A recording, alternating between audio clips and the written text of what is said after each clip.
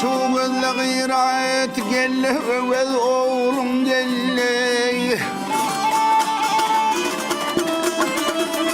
Atiline olsa söz gayret gelle gelle ve oğlum gelle.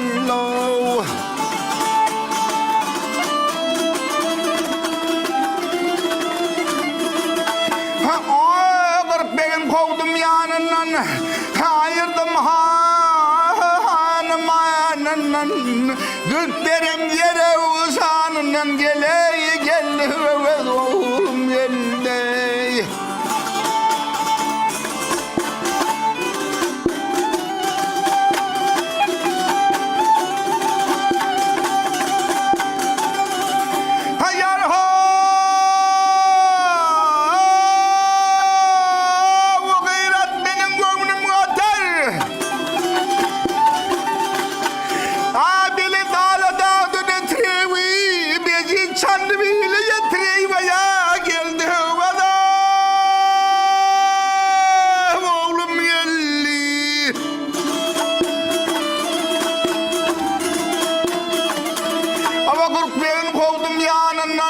Ayra sallım dükkanından, Husni Yusuf'un kendinden geldi ve oğlum geldi.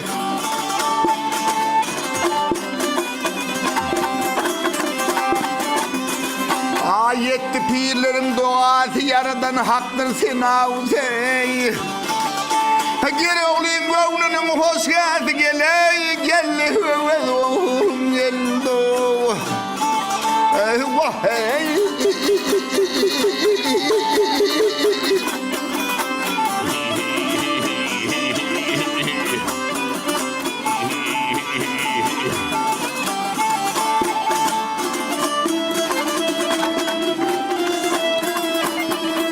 Ey beyler sizin arzuluyum ha geldi ve oğlum geldi. Dürtlerim yere usanının geldi.